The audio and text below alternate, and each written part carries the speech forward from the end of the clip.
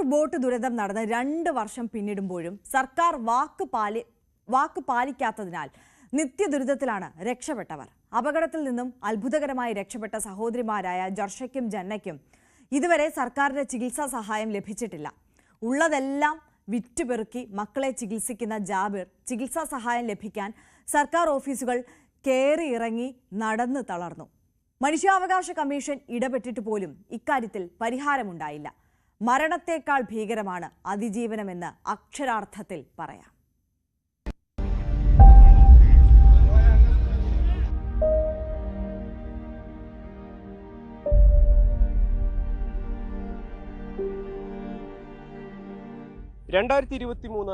May മാസം 7-ാം തീയതി അന്ന് വൈകുന്നേരമാണ് എനിക്ക് പുറകിൽ കാണുന്ന ഈ അറ്റ്ലാന്റിക് എന്ന ഉല്ലാസ ബോട്ട് താനൂർ തീരത്തിനടുത്ത് പൂരപ്പുഴയിൽ അപകടത്തിൽപ്പെട്ടത്.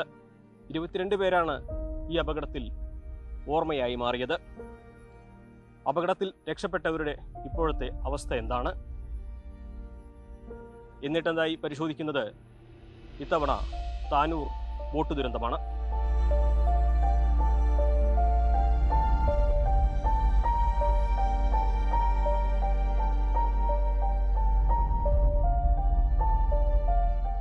വൈകുന്നേരം 6 മണിക്കും 7 മണിക്കും ഇടയിലായിരുന്നു അപകടം സംഭവിച്ചത്.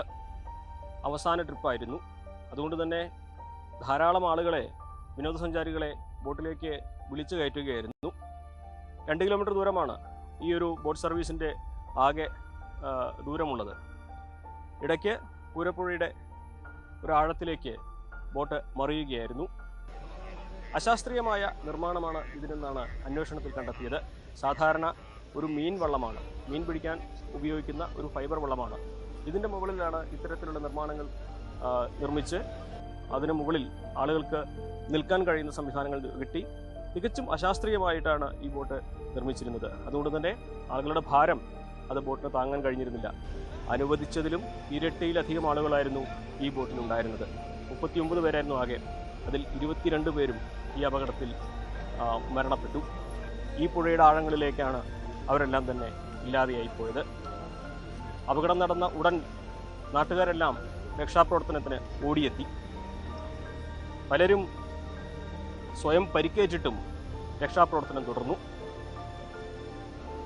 അന്ന് രക്ഷാപ്രവർത്തനത്തിൽ പങ്കെടുത്ത് പരിക്ക് പറ്റിയിട്ടും രക്ഷാപ്രവർത്തനം തുടർന്ന സമീർ ചിന്നൻ ഇക്കാര്യത്തെക്കുറിച്ച് ഓർത്തു പറയുന്നു. അന്ന് ഇത് പെട്ടെന്ന് ഒരു ഫോൺ കോൾ വരായിരുന്നത്. താനൂരിലെ തൂവൽ തീരത്ത് സർവീസ് നടത്തിയിരുന്ന ബോട്ട് പുഴയിൽ മുങ്ങിയിട്ടുണ്ടെന്ന്. അത് കേട്ടപ്പോൾ പെട്ടെന്ന് അത്ര വലിയ ഗൗരവത്തിലൊന്നും ആരും എടുത്തിട്ടുണ്ടാവില്ല. കാരണം ആ ഒരു അത്രമാത്രം ആയമൊന്നുമില്ലാത്തൊരു പുഴയാണ്.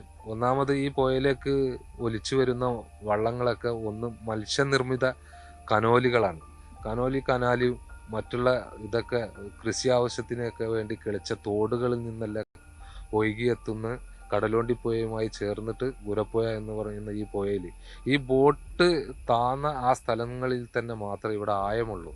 ആ ആയത്തിൽ ഇത്ര വലിയ ആഘാതം സൃഷ്ടിക്കുമെന്ന് ആരും മനസ്സിലാക്കിയില്ല. എന്നാലും അപകടം സംഭവിച്ചെന്ന് പറഞ്ഞപ്പോൾ തന്നെ അറിയുന്ന എല്ലാ മത്സ്യത്തൊഴിലാളികളും സന്നദ്ധ പ്രവർത്തകർ എല്ലാവരും ഓടി ഈ പരിസരത്തെത്തി വന്നപ്പോൾ ബോട്ടിനെ കാണാൻ പറ്റുന്നില്ല. ബോട്ടിൻ്റെ സ്ഥലത്ത് താന്നു കിടന്നെന്ന് പറഞ്ഞപ്പോൾ അക്കരെ ആ പുഴയുടെ അങ്ങേ സൈഡിലൂടെയാണ് ആളുകൾ കൂടുതലും വന്നത്. അവിടുന്ന് ചാടിയിട്ട് എല്ലാവരും നീന്തി ഈ ബോട്ടിൻ്റെ അടുത്തേക്ക് വരികയായിരുന്നു. മുങ്ങിയിട്ടാണ് അതിലെ മുക്കാലല്ല 22 പേരിൽ 20 പേരെയും മുങ്ങിയിട്ട് താഴ്ന്നാണ് ഈ ചില്ലൊക്കെ ഇടിച്ച് പൊളിച്ച് വള്ളത്തിൽ നിന്ന് പൊളിച്ചിട്ടാണ് ഓരോ കുട്ടികളെയും ആളുകൾ തലകീഴായി മറഞ്ഞ ബോട്ടിൽ നിന്ന് മുങ്ങിപ്പോയിട്ട് അതിൻ്റെ താഴിൽ നിന്നാണ് നമ്മൾ സംവിധാനങ്ങളൊക്കെ എത്തുന്നതിന് മുമ്പ് തന്നെ ഈ രക്ഷാ ദൗത്യം പൂർത്തീകരിച്ചിരുന്നു. നിർഭാഗ്യവശാൽ അതിൽ ആരെയും ജീവനോടെ രക്ഷിക്കാൻ പറ്റിയില്ല എന്നുള്ളൊരു ഖേദകരമായ ഒരു വിഷയം തന്നെ ഉള്ളത്. എന്നാലും ഈ വിഷയം അറിഞ്ഞ അപ്പോൾ തന്നെ എല്ലാവരും ഓടി വന്ന് പിഞ്ചു കുഞ്ഞുങ്ങളൊക്കെ വള്ളത്തിന്റെ താഴെന്ന് എടുത്ത അവസ്ഥ ആലോചിക്കുമ്പോൾ ഇപ്പോഴും അതിന്റെ നെട്ടല് മാറുന്നില്ല. ഞാൻ അവസാന നിമിഷത്തിൽ ഇതിന്റെ ഈ കൃത്രിമമായിട്ട് ഒരുപാട് സംവിധാനങ്ങൾ ഈ തോണിമേൽ പിടിപ്പിച്ചതിന്റെ ഒരു ഇരുമ്പ് കമ്പി കാലിൽ പാഞ്ഞ് ആ വള്ളത്തിന്റെ താഴെ ആയപ്പോൾ ഇത് അറിഞ്ഞിട്ടില്ല. ചോര ഒരുപാട് ഒലിച്ചു പോയി വള്ളത്തിൽ നിന്ന് കയറിയപ്പോഴാണ് ഇങ്ങനെ ആളുകൾ പറഞ്ഞു ചോര നല്ല പോകുന്നുണ്ട്. അപ്പോഴാണ് കാല് ശ്രദ്ധിച്ചപ്പോൾ തരിച്ചുപോയി. വേദന അറിയാതെ തരിപ്പ് വന്നു പോയി ശരീരത്ത്. അങ്ങനെ നോക്കി ആളുകൾ കയറ്റിയപ്പോഴാണ് ഇങ്ങനെ കയറിയിട്ട് അങ്ങനെ ഹോസ്പിറ്റലിൽ കൊണ്ടുപോയപ്പോൾ ഹോസ്പിറ്റലിൽ നിന്ന് സ്റ്റിച്ച് ഇട്ട് കഴിഞ്ഞതിന് ശേഷമാണ് എനിക്കൊരു ഇതിനെ മുറിവിൻ്റെ ആഘാതവും വേദനയും അറിയാൻ തുടങ്ങി.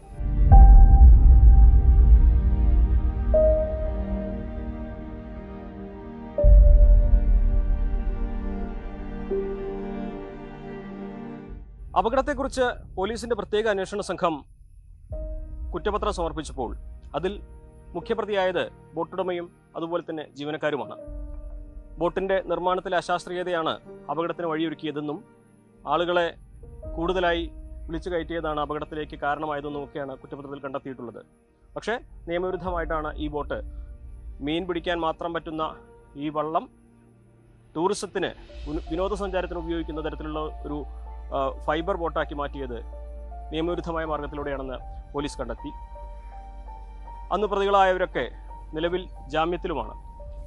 അതോടൊപ്പം തന്നെ ഇതിനെക്കുറിച്ച് അന്വേഷിക്കാൻ സർക്കാർ നിയോഗിച്ച judicial commission, justice V K മോഹന്റെ നേതൃത്വത്തിലുള്ള ജുഡീഷ്യൽ കമ്മീഷൻ ഇപ്പോഴും അവരുടെ നടപടികൾ പൂർത്തീകരിച്ചിട്ടില്ല. സിറ്റിങ്ങുകൾ പൂർത്തീകരിച്ചു കഴിഞ്ഞു. ഇതേക്കുറിച്ച് വളരെ വിശദമായ റിപ്പോർട്ടാണ് തയ്യാറാക്കുന്നതെന്നാണ് അദ്ദേഹം അവകാശപ്പെടുന്നത്. ബോട്ട് അപകടം ഉണ്ടായതിൻ്റെ കാരണം, അതിൻ്റെ സാഹചര്യങ്ങൾ, ഇനി ഒരു അപകടം ഉണ്ടാകാതിരിക്കാൻ എന്തെല്ലാം മുൻകരുതൽ സ്വീകരിക്കണം എന്നീ തുടങ്ങിയ എല്ലാം ഉൾക്കൊള്ളിച്ചുകൊണ്ടുള്ള ഒരു സമഗ്രമായ റിപ്പോർട്ടാണ് തയ്യാറാക്കുന്നത്. അതാണ് കാലതാമസം എന്നാണ് അദ്ദേഹം അവകാശപ്പെടുന്നത്. പക്ഷേ ഇവിടെ മറ്റൊരു പ്രധാനപ്പെട്ട കാര്യമാണ്, ഈ അപകടത്തിൽ ഇരകളായവർ, അപകടത്തിൽ നിന്ന് അത്ഭുതകരമായി രക്ഷപ്പെട്ടവർ, അതിൽ രക്ഷപ്പെട്ട അവരുടെ അവസ്ഥ ഇന്ന് നമ്മൾ പ്രതീക്ഷിക്കുന്നത് പോലെയല്ല. താനൂരിലെ 2 പെൺകുട്ടികൾ, 10ഉം 12ഉം വയസ്സുള്ള 2 പെൺകുട്ടികൾ, അവർ അത്ഭുതകരമായിട്ടായിരുന്നു ഈ അപകടത്തിൽ രക്ഷപ്പെട്ടത്. പക്ഷേ ഇന്ന് ലക്ഷങ്ങൾ മുടക്കി ചികിത്സിച്ചിട്ടും അവർക്ക് പൂർണ്ണമായിട്ടും ജീവിതത്തിലേക്ക് തിരിച്ചെത്താനായിട്ടില്ല. ജന്നയും ജർഷയും അപകടത്തിൽ നിന്ന് അവർക്ക് ജീവൻ തിരിച്ചു കിട്ടി. പക്ഷേ അവരുടെ ഉമ്മയും സഹോദരനും ബന്ധുക്കളും ഒക്കെ അപകടത്തിൽ ഓർമ്മയായിപ്പോയി. ഇന്നും ഈ 2 പെൺകുട്ടികൾക്കും വലിയ ദുരിതങ്ങളാണ് അനുഭവിക്കേണ്ടി വരുന്നത്. ഒരാൾക്ക് തളർച്ചയാണ്, ഇടയ്ക്ക് ശരീരം തളർന്നു പോകുന്ന അവസ്ഥയാണ് അനുഭവപ്പെടുന്നത്. പരസഹായമില്ലാതെ നടക്കാൻ കഴിയുകയില്ല, എഴുതാൻ കഴിയുകയില്ല, സ്കൂളിൽ പോകാൻ കഴിയുകയില്ല. അങ്ങനെ ഈ രോഗത്തിന്, ഈ അവസ്ഥയ്ക്ക് പരിഹാരം എന്തെന്നറിയാതെ ചികിത്സ തുറന്നുകൊണ്ടേയിരിക്കുകയാണ് രക്ഷിതാവ്. മറ്റൊരു കുട്ടിക്ക് ഈ അപകടത്തിൻ്റെ ഞെട്ടൽ ഇപ്പോഴും മാറിയിട്ടില്ല. എപ്പോഴാണ് ഉറക്കത്തിൽ ഉണർന്ന് കരയുക, ഒറ്റയ്ക്ക് പോകാൻ ഭയമാണ് എല്ലായിടത്തേക്കും. അത്തരത്തിൽ മാനസികമായ കുട്ടിയെ ഈ അപകടം തകർത്തു കളഞ്ഞു. ഇതിനെല്ലാം സങ്കടം സർക്കാർ ഇവർക്ക് വാഗ്ദാനം ചെയ്ത ചികിത്സാ സഹായം ഇതുവരെ നൽകിയിട്ടില്ല എന്നുള്ളതാണ്. ലക്ഷങ്ങൾ മുടക്കിയാണ് രക്ഷിതാവ് കുട്ടികളെ ഇതുവരെയും ചികിത്സിച്ചത്. പക്ഷേ ഇതുവരേക്കും സർക്കാരിൻ്റെ ഭാഗത്തു നിന്നും ഒരു സഹായവും ഈ അപകടത്തിൽ നിന്ന് രക്ഷപ്പെട്ടവർക്ക് ലഭിച്ചിട്ടില്ല എന്ന് പറയുമ്പോൾ അതേറെ ദുഃഖകരമായ ഒരു വസ്തുതയാണ്. ചികിത്സ മുന്നോട്ട് പോകുന്നത് ഞാൻ നയിച്ചിട്ടാണ് എൻ്റെ കുട്ടികളുടെ ചികിത്സ ഞാൻ മുന്നോട്ട് കൊണ്ടുപോയിക്കൊണ്ടിരിക്കുന്നത്. ഇവിടെ ആരും ഒരു ചികിത്സാ കാര്യമായിട്ട്, എൻ്റെ കുട്ടികളുടെ ചികിത്സാ കാര്യമായിട്ട് ഇവിടെ ഒരു ഗവൺമെൻറ്റും ഒരു വ്യക്തികളും 1 രൂപയോ ഒരു സഹായമോ ചെയ്തിട്ടല്ല എൻ്റെ കുട്ടികളുടെ കാര്യങ്ങളും ഞാൻ മുന്നോട്ട് കൊണ്ടുപോകുന്നത്. അതുകൊണ്ട് ഇനി കൂടുതലായിട്ട് നിങ്ങൾ ഈ കുട്ടികളുടെ കാര്യത്തെക്കുറിച്ച് വീഡിയോയുടെ മുമ്പിൽ സംസാരിക്കുവാൻ എനിക്ക് താല്പര്യമില്ല. കാര്യം എന്താണെന്ന് വെച്ച് കഴിഞ്ഞാൽ ഞാൻ ഒരുപാട് വീഡിയോയുടെ മുമ്പിൽ, ഒരുപാട് ഉദ്യോഗസ്ഥന്മാരുടെ മുമ്പിലൊക്കെ നമ്മൾ എന്ത് ചെയ്തു, പരാതിയുമായിട്ടും ഈ ചികിത്സാ കാര്യവുമായിട്ടൊക്കെ മുന്നോട്ട് പോയിട്ടുണ്ട്. അവിടെയൊക്കെ നമുക്ക് പരാജയം സംഭവിച്ചു. ആരും ഇന്ന് ഈ കേരളം ഭരിക്കുന്നതോ അല്ലെങ്കിൽ ഈ ഭരണത്തിൻ്റെ കീഴിലിരിക്കുന്ന ഒരു ഉദ്യോഗസ്ഥന്മാരും നമ്മുടെ പരാതിക്ക് ഒരു നേട്ടം നേടിത്തരുവാനായിട്ട് ആർക്കും കഴിഞ്ഞിട്ടില്ല. അതുകൊണ്ട് ഇതിൻ്റെ ഈ കാര്യത്തെക്കുറിച്ച് എനിക്ക് പറയാൻ താല്പര്യമില്ല, ഞാൻ പറയുന്നില്ല, അവസാനിപ്പിച്ചു. മരണത്തിൽ നിന്നും ജീവിതത്തിലേക്ക് അത്ഭുതകരമായി തിരിച്ചെത്തിയ ഈ കുട്ടികൾക്ക് പക്ഷേ സാധാരണ ജീവിതത്തിലേക്ക് തിരിച്ചെത്തണമെങ്കിൽ ഇനിയും ഒട്ടേറെ ചികിത്സകൾ നൽകേണ്ടതുണ്ട്. സർക്കാർ സൗജന്യ ചികിത്സ എന്ന വാഗ്ദാനം മാത്രം നൽകി. ഇതുവരെയും ഒരു പൈസയുടെ സഹായം നൽകിയിട്ടില്ല. ആ രക്ഷിതാവ് ഇപ്രകാരം പറയുമ്പോൾ ഇതിന് മറുപടി പറയാൻ ഒട്ടേറെ പേർ ബാധ്യസ്ഥരാണ്. സാങ്കേതിക കാരണങ്ങളും ഒക്കെ ഇതിന് മറുപടിയായി പലരും പറയുന്നുണ്ട്. പക്ഷേ സർക്കാർ നൽകിയ വാക്ക്, സൗജന്യ ചികിത്സ നൽകുമെന്ന വാഗ്ദാനം, അത് പാലിക്കാൻ ബാധ്യസ്ഥരാണ്.